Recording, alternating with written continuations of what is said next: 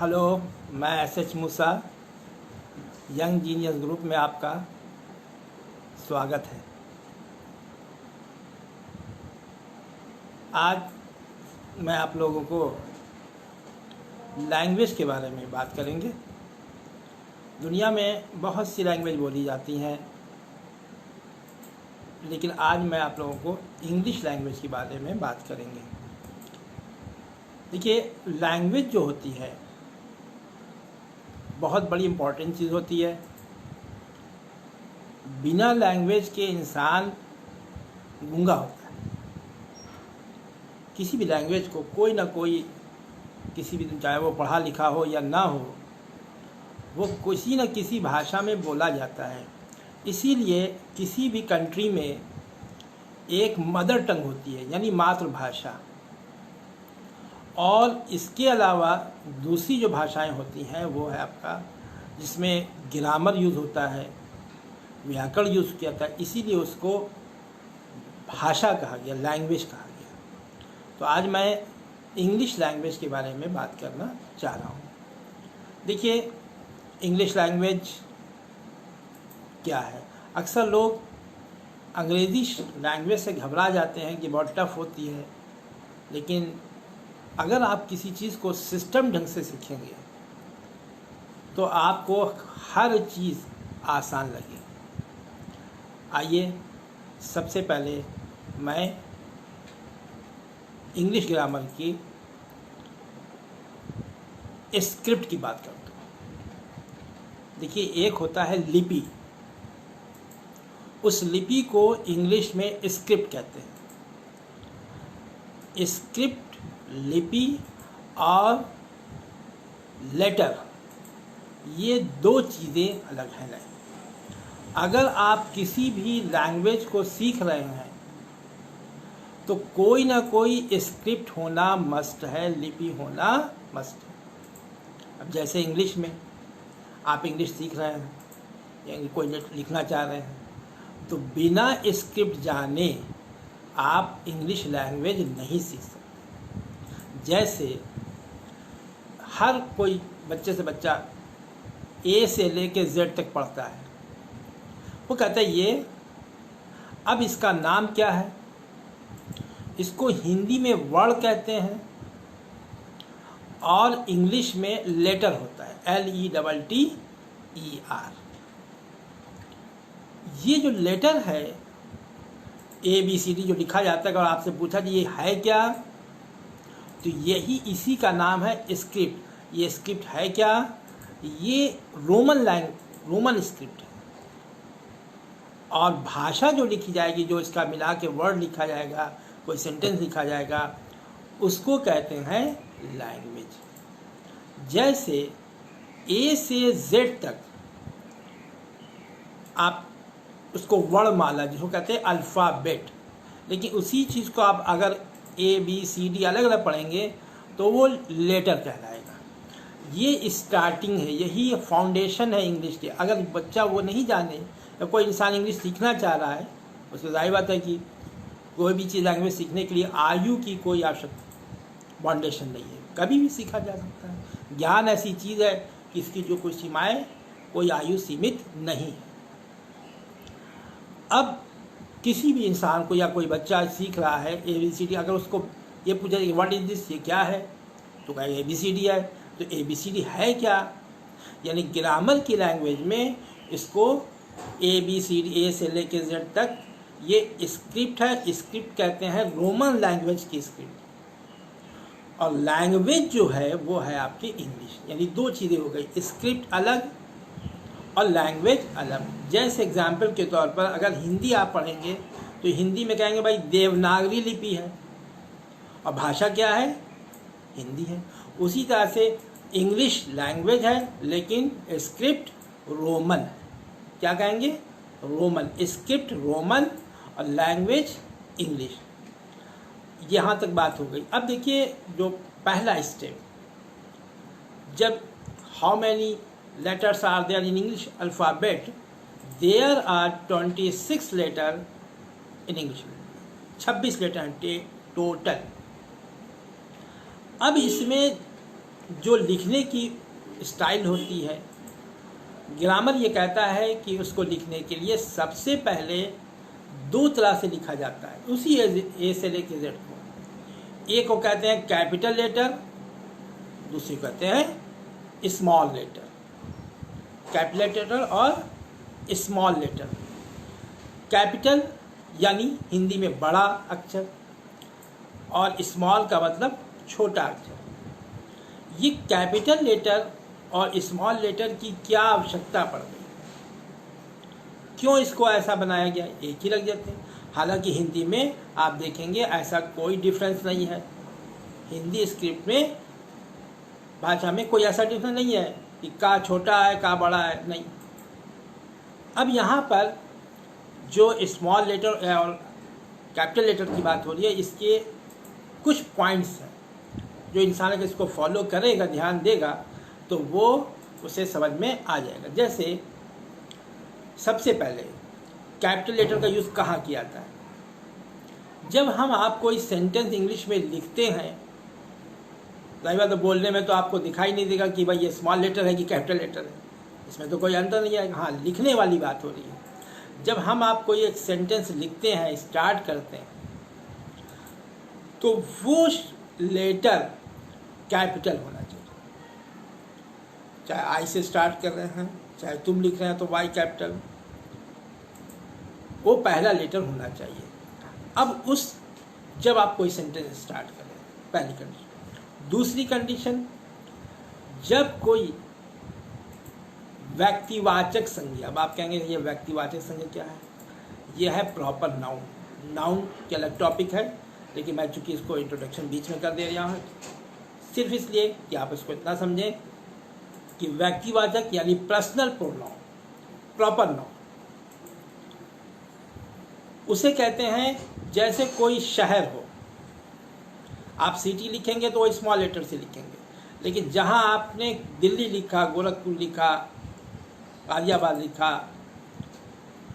तमिल पांडिचेरी लिखा, जो भी लिखा, तो वहाँ पर आपको चाहे वो आपके बीच में वर्ड आ रहा हो, चाहे लास्ट में वर्ड आ रहा हो, उसको ये नहीं देखना है कि स्टार्ट नहीं हो रहा है तो कैसे नहीं। अगर वो बीच में भी आ रहा है तो भी आपको कैपिटल लेटर यूज़ करना है।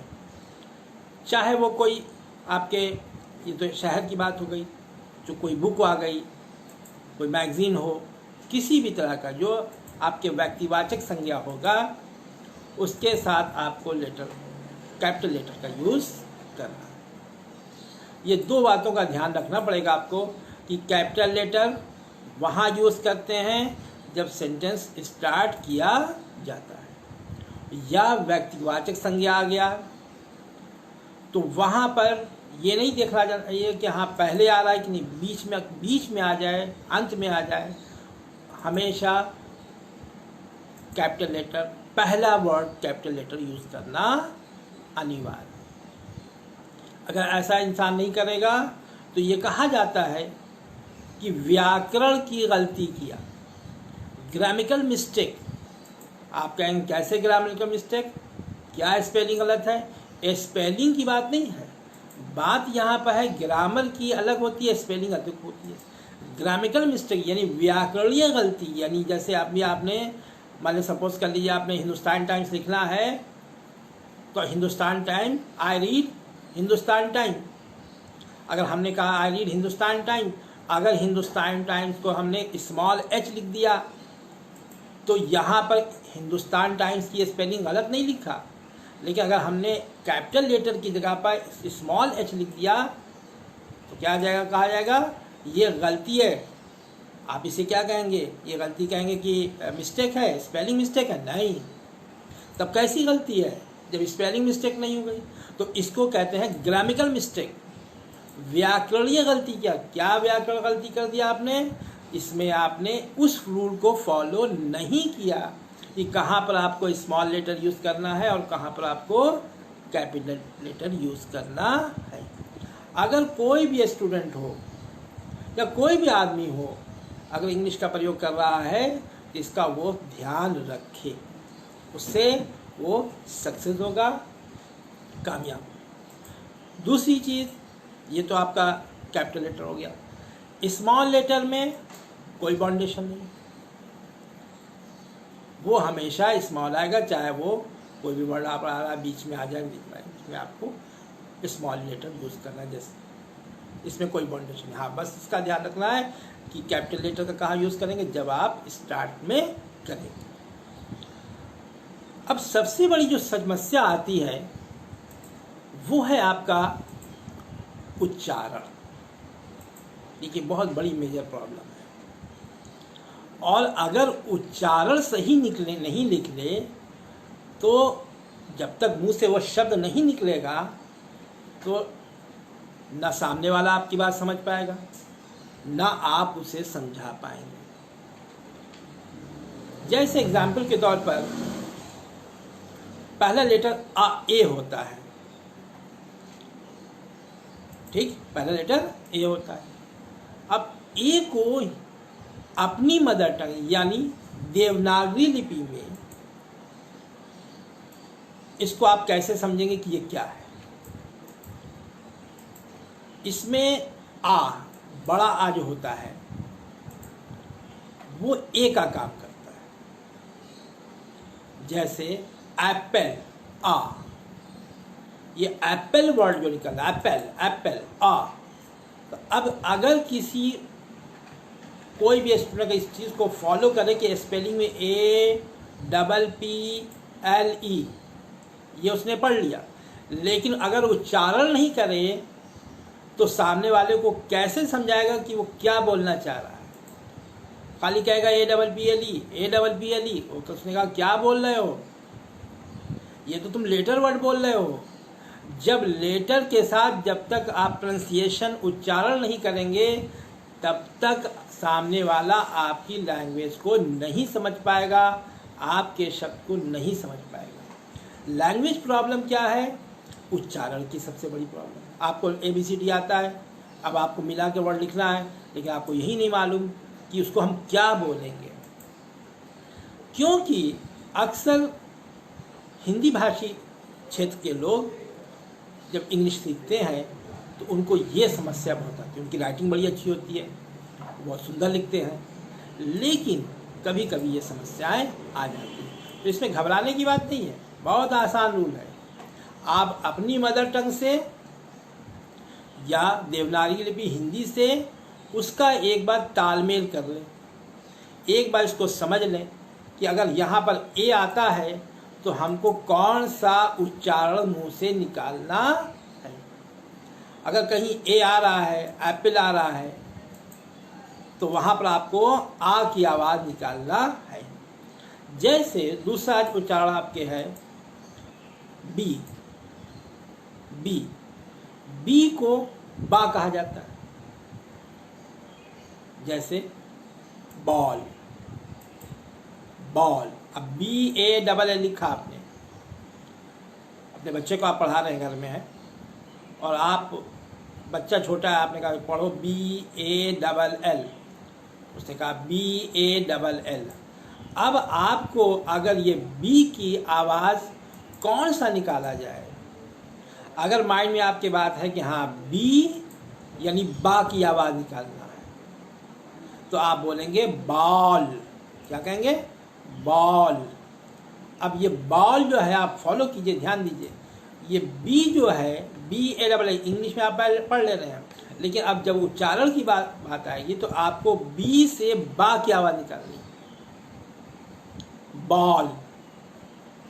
अगर आप ये जान गए कि जहाँ बी आ जाए वहाँ पर आपको बी शब्द का प्रयोग हिंदी में बा उच्चारण निकालना है, तो आपको देखिए क्या है, bat BAT, boy BOY, boy बा।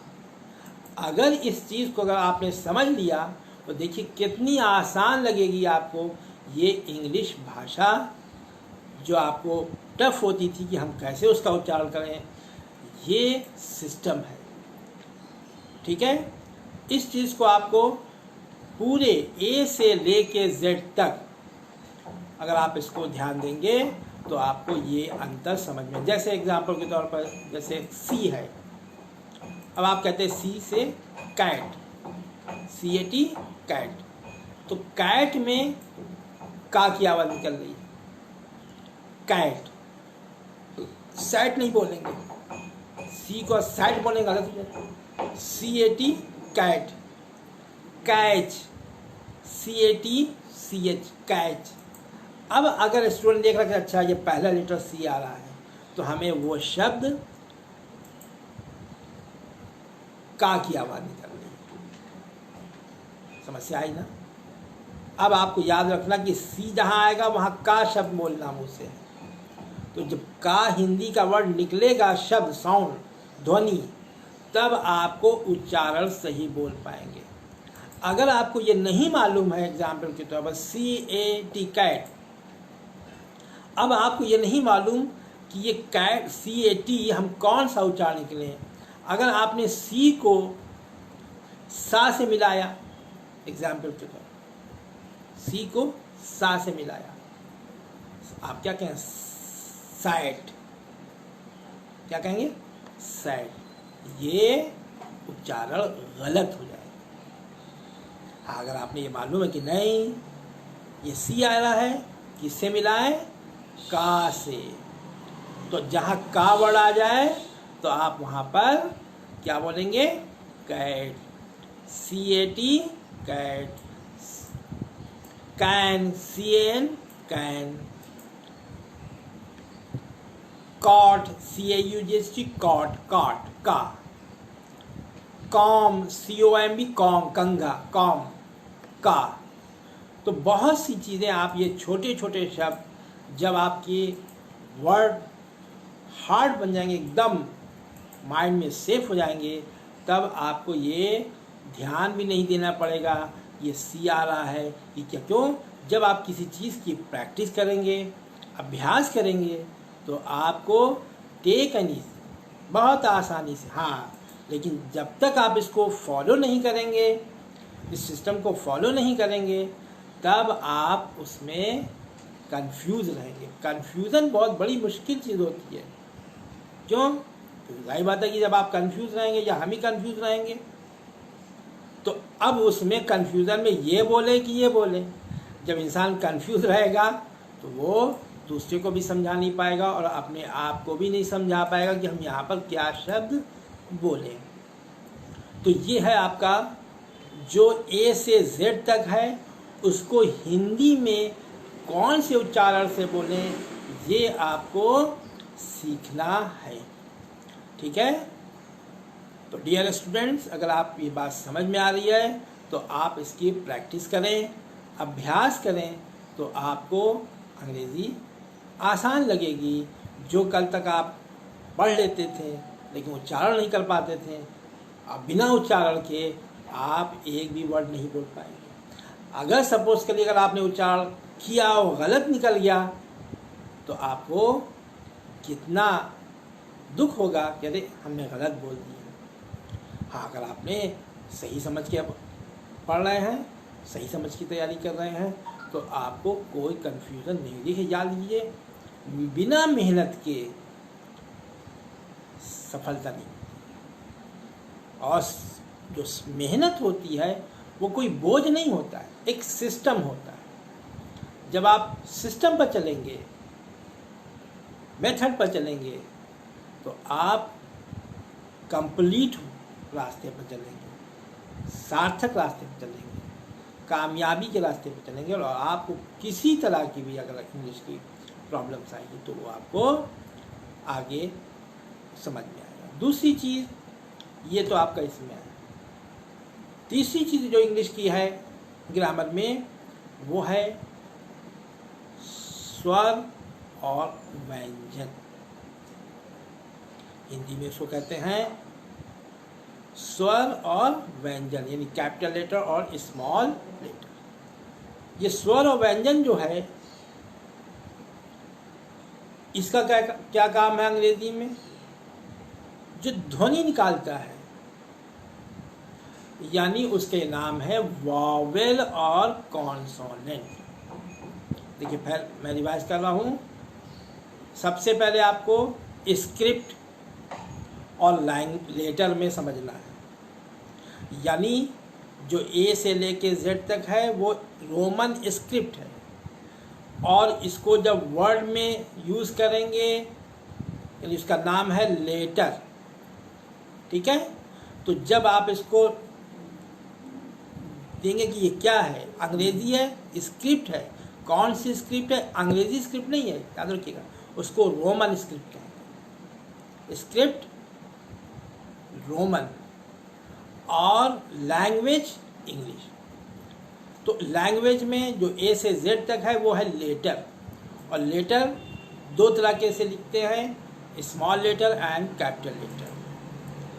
और ये चीज़ हमने अभी बताया कि इसका जो उच्चारण वाली प्रॉब्लम है वो आपको इससे कंपेयर करना पड़ेगा, क्योंकि एक लैंग्वेज से दूसरी लैंग्वेज सीखने के लिए आपको इसका पहचान होनी चाहिए। जब तक आप पहचान नहीं कर पाएंगे तब तक आप उसे सीख नहीं पाएंगे। तीसरी चीज़ जो अब आगे चल रही है वो है आपका स्वर और व्यंजन, यानी वॉवेल और कॉन्सोनेंट।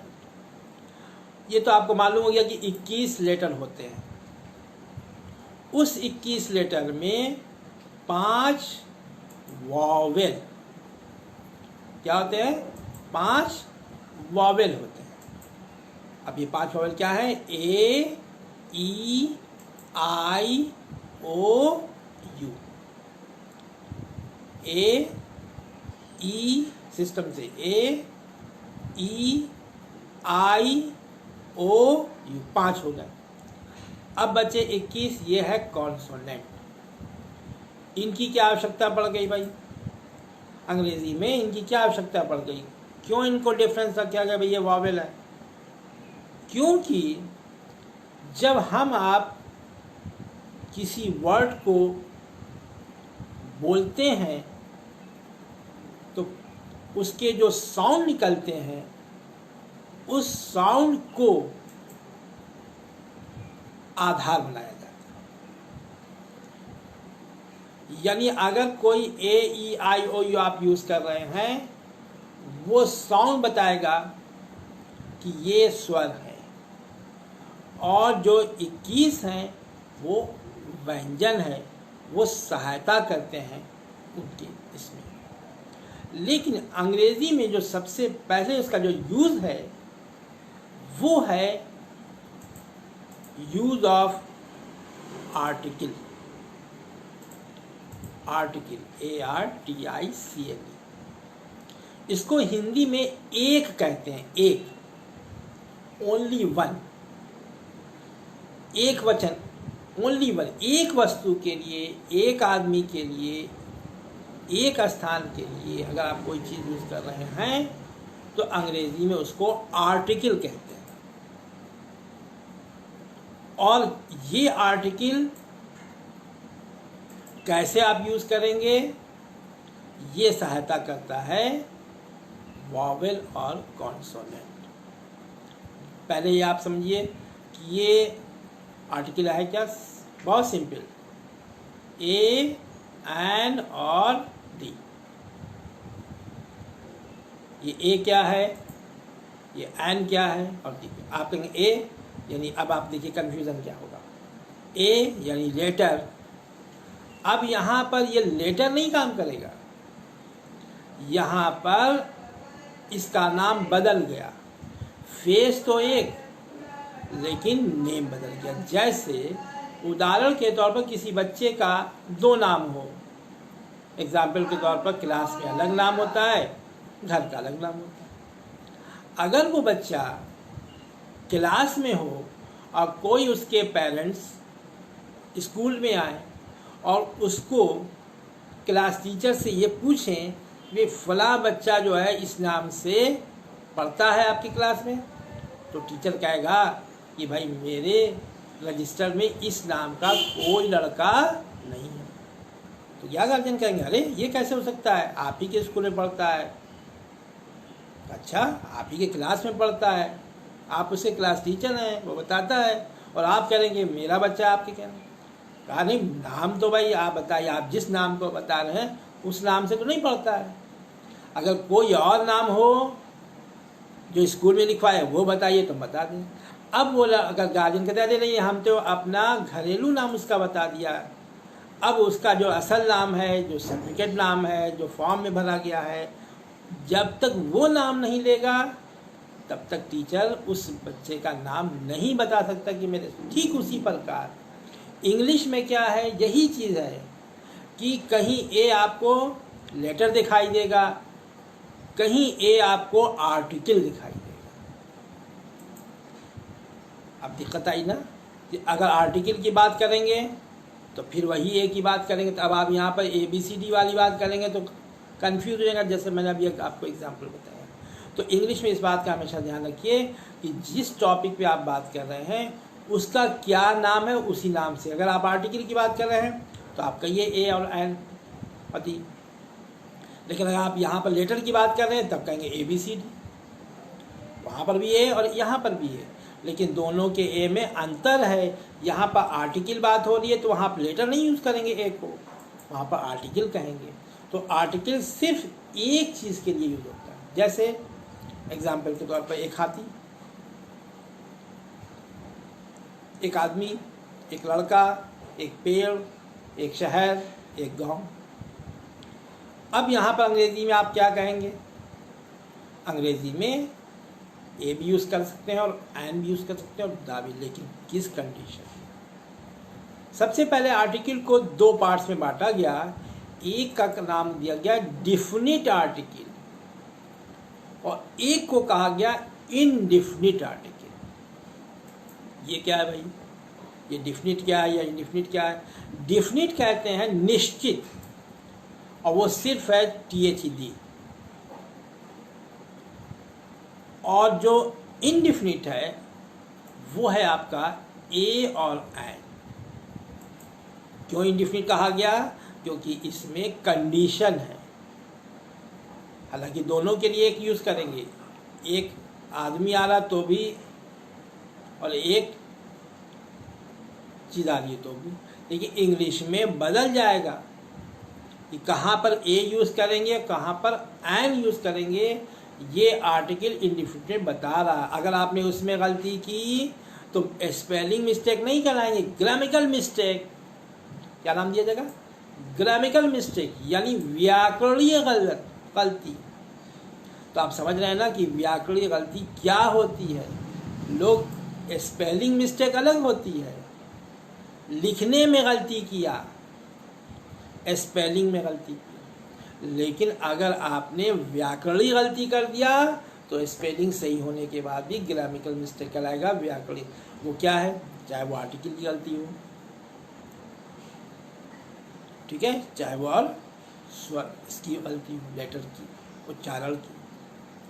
अब जैसे आर्टिकल में सबसे पहले वॉवेल, AEIOU, ये 5 सिर्फ वॉवेल है।